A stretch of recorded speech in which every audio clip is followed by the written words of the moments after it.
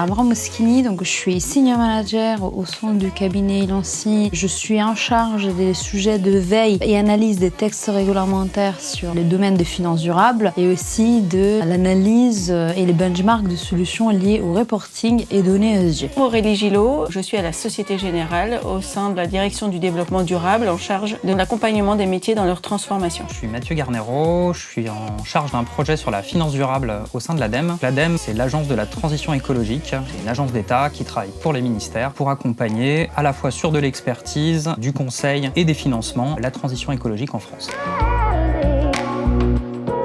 Nous avons décidé de soutenir le challenge FinTech for Tomorrow car c'est pour nous une occasion unique de rencontrer des nouvelles startups avec de nouvelles solutions innovantes qui vont permettre de réussir cette transformation profonde que la société doit réussir aujourd'hui. Le soutien de l'ADEME au challenge FinTech, c'est quelque chose qui est depuis le début. On en est à la 6e année. L'ADEME a été présente dès le départ et c'est, on va dire, vraiment dans l'ADN de l'ADEME d'arriver à suivre les jeunes pousses, donc les nouvelles idées qui peuvent contribuer à l'économie de demain. Et donc, avec beaucoup de gourmandise qu'on suit les propositions qui arrivent de ce challenge. Nous soutenons les challenges FinTech for Tomorrow parce que nous, on croit beaucoup dans l'innovation. On l'applique à nous-mêmes. On est un cabinet qui évolue beaucoup tous les ans et on croit beaucoup dans l'évolution de la place financière parisienne, donc la place de Paris. On voit qu'aujourd'hui, il y a 11% de FinTech, même parisiennes, qui sont des FinTech sur la finance durable. Et du coup, on veut avoir un rôle à jouer actif sur le développement de cette offre et surtout, vu qu'on connaît bien les besoins des établissements financiers aujourd'hui qui sont quand même un peu moteur du financement de la transition, on veut s'assurer que les solutions qui sont retenues répondent aux besoins de nos clients.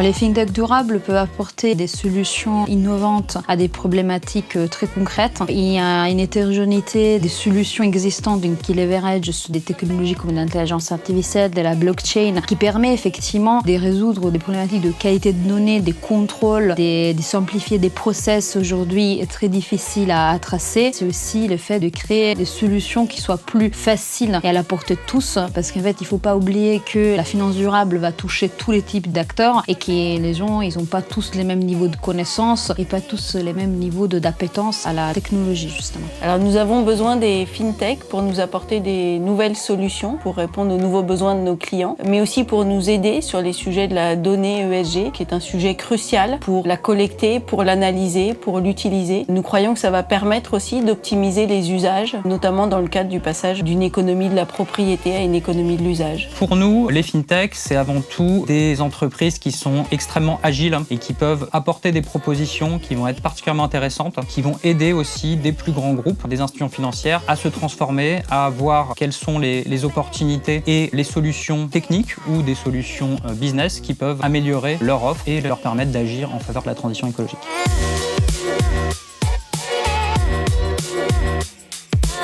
Pour l'ADEME, dans les dossiers, effectivement, on est moins sur la tech. On va dire le côté disruptif pour nous. Nos attentes, c'est surtout un côté disruptif sur les modèles d'affaires, sur des solutions qui vont pouvoir apporter une transformation sur l'économie et sur la financiarisation de l'économie. Donc c'est vraiment plutôt du côté des modèles d'affaires et du côté donc de la durabilité qu'on va vraiment porter le regard. Pour les candidats, effectivement, il faut bien avoir en tête que l'univers de la FinTech, c'est quand même un univers très concurrentiel et qui vont avoir face à eux, au sein du jury, des gens très expérimentés qui ont vu passer beaucoup de projets. Donc je conseille vraiment d'être franc, d'être honnête, de ne pas survendre, ça se voit assez vite en fait avec des gens expérimentés, et d'essayer de bien montrer la singularité du positionnement de la FinTech dans un univers assez concurrentiel. Alors sachez nous convaincre en ayant un dossier clair et précis, soyez convaincants dans votre pitch, soyez sûr de vous, honnête, croyez à ce que vous allez nous présenter parce qu'on est là pour vous accompagner. Ce que je recherche personnellement, c'est des solutions pragmatiques, quelque chose qui soit faisable et applicable parce qu'il y a énormément de dossiers, il y a énormément de solutions sur la place, mais que souvent sont difficilement implémentables dans les concrets. Et à l'oral, c'est de présenter des cas concrets. Si c'est pas quelque chose qui a déjà été implémenté ou déjà testé dans les concrets, qu'en fait, les candidats essaient de se projeter dans une problématique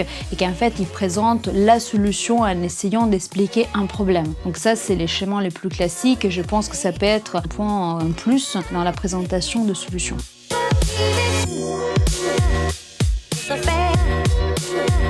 que les meilleurs gagnent, puis que de toute manière, nous on sera là pour vous soutenir, pour vous aider et que vous êtes l'avenir, du coup on compte sur vous. On est vraiment à l'écoute et en recherche de nouveaux modèles économiques, de nouveaux modèles financiers. Pour l'ADEME, vraiment le côté disruptif, c'est les propositions qui peuvent être apportées en termes de solutions par les porteurs de projets du Challenge FinTech. On vous attend pour le challenge de cette année. On vous attend nombreux pour nous épater.